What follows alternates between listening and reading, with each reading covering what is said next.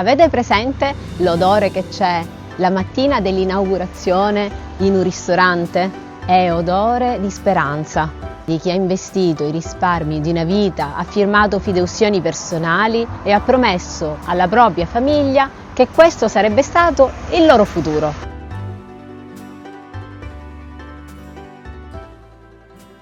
Poi passano 3 anni e quell'odore di speranza si trasforma in ansia. 330.000 ristoratori in Italia ogni giorno combattono una guerra e per la maggior parte di loro è già vinta. Rappresentate il 7% delle piccole e medie imprese in Italia, ma siete il settore con il più alto tasso di mortalità. Il 75% dei ristoranti chiude e fallisce entro i primi 5 anni di vita.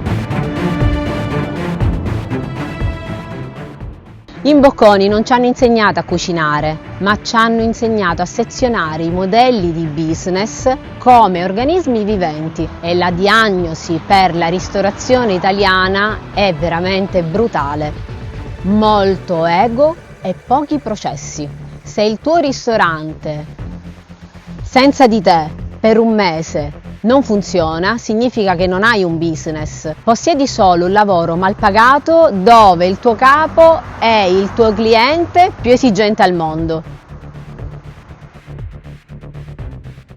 Oggi dimostrerò come il tuo amore per la cucina ti sta mandando completamente alla rovina e come trasformare un ergastolo finanziario in un asset che produce cassa.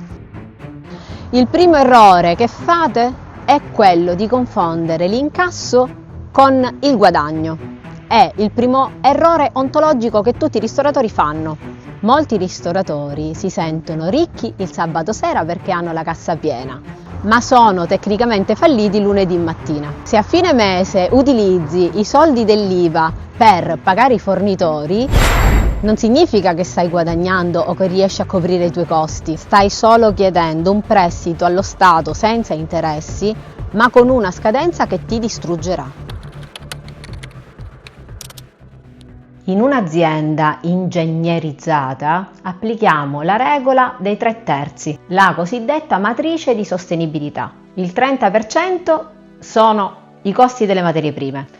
Non è una stima, ma è un algoritmo. Ogni ingrediente che tu metterai all'interno del piatto deve essere mappato e pesato. Se il tuo food cost è pari al 40%, significa che stai regalando il 10% di utile ai tuoi fornitori, oppure lo stai buttando nella spazzatura. Il 30% è il costo del personale. Deve essere una risorsa gestita in maniera adeguata anche in base ai flussi di lavoro. Il 30% va alle spese fisse, affitto, energia, marketing, commercialista. Resta il 10%. Molti potranno pensare, ma come, solo il 10%? Ma se è il 10% di 1 milione di euro di fatturato annuale, sono 100.000 euro che rimangono di utile all'interno dell'azienda. Il problema è che se non hai un cruscotto di controllo ben preciso, questo 10% non ti rimane neanche, evapora in errori invisibili della gestione. Le PMI italiane bruciano mediamente dai 30.000 euro fino ai 100.000 euro in questi costi ogni anno. Il vostro menù, considerate che non è solo un pezzo di carta, è il venditore che parla con il 100% dei vostri clienti. E voi magari lo state lasciando al caso o comunque fate solo un elenco di quello che propone il menù senza farci veramente attenzione e utilizzarlo in maniera strategica. Esiste un concetto chiamato il paradosso della scelta. Se il tuo cliente ha più di 50 scelte, andrà a scegliere il piatto in cui si sente più sicuro. Il suo cervello entra letteralmente in confusione e sceglie il piatto più rassicurante, che spesso potrebbe essere il piatto con meno margine per te. Immaginiamo 2 piatti nel vostro menù. Il piatto A, che magari è quello preferito dello chef, che ha un costo delle materie prime di 8 euro e viene venduto al pubblico a 18 euro, quindi qui abbiamo un margine di 10 euro per piatto. Il piatto B invece ha un costo delle materie prime di 4 euro e viene venduta a un prezzo di 16 euro. Qui abbiamo una marginalità di 12 euro. Sembra poca, una differenza di solo 2 euro, ma andiamo a moltiplicarla per i piatti venduti in un giorno, poi in un mese e in un anno. Quei 2 euro di margine faranno la differenza. Se riusciamo a spostare anche solo 20 ordini a sera dal piatto A al piatto B, che è una marginalità più alta di 2 euro per piatto, a fine mese abbiamo generato un utile netto pulito di 1200 euro in più, facendo solo ingegneria del menù, senza avere un cliente in più, senza lavorare di più, solo utilizzando l'ingegneria del design del menù. Come si può applicare l'ingegneria del design? Puoi mettere per esempio il piatto con un'alta marginalità in alto a destra, oppure utilizzare un altro font per la descrizione del piatto, oppure utilizzare dei colori diversi. Questo richiamerà l'attenzione del cliente che andrà a scegliere magari quel piatto particolare. Vi consiglio anche un'altra cosa: il menù non deve essere di tantissime pagine, altrimenti fate confondere i vostri clienti e faranno sempre la scelta più rassicurante e sicura, ovvero del piatto che sempre conoscono, che magari non è quello che ha una marginalità più alta per voi. Dovete trasformare la vostra cucina in una linea di produzione. La scheda tecnica del piatto non è solo una ricetta, ma è una vera e propria specifica tecnica. Vediamo come trasformare allora la ricetta in questa specifica tecnica e come applicare le procedure operative standard anche al settore della ristorazione. Rimanete con me. Perché McDonald's con un panino mediocre fattura miliardi mentre tu rischi lo sfratto e hai anche dei prodotti migliori? Perché McDonald's è una società di ingegneria logistica. Il processo è il loro prodotto. Adesso vi faccio un esempio reale del perché dovete creare delle procedure operative standard per il vostro ristorante e trasformare la vostra cucina in una linea di produzione. Prendiamo un ingrediente marginale come il parmigiano reggiano per i piatti di pasta. Se la procedura stabilisce che bisogna mettere 30 grammi di parmigiano per piatto di pasta e magari lo chef anziché metterne 30 ne mette 45, quei 15 grammi in più sembrano nulla, sembra di attaccarsi veramente al nulla, e invece andiamo a fare i calcoli. 15 grammi extra per 100 piatti di pasta al giorno rappresentano 1,5 kg di parmigiano in più sprecato al giorno. In un mese sono 45 kg. A 18 euro al chilo sono esattamente 810 euro al mese buttati nel cestino per non aver seguito la procedura. Questo è quello che succede solo con un piccolo ingrediente per un piatto di pasta. Moltiplicate questo effetto per tutti i 40-50 ingredienti che avete nel frigorifero e capite perché non avete liquidità. L'utile di un ristorante non si fa alla cassa, ma si fa sulla bilancia della cucina. In un ristorante tradizionale l'investimento iniziale è molto alto perché si spendono tantissimi soldi in arredamenti di lusso e decorazioni. È un investimento che non produce cibo, ma solo costi. La chiave è spostare l'attenzione, meno ego e più cassa. Cosa vuol dire? Vuol dire che se investi in un locale essenziale ma studiato nei minimi dettagli, puoi risparmiare subito fino al 40% per l'allestimento iniziale. È quello che fanno le dark kitchen e i format ben strutturati di poké. Ogni metro quadrato è progettato per produrre i piatti e non solo per pura bellezza. Lavorare così può aumentare il tuo guadagno netto fino al 25%, perché riduci gli sprechi e ottimizzi il lavoro dei tuoi dipendenti.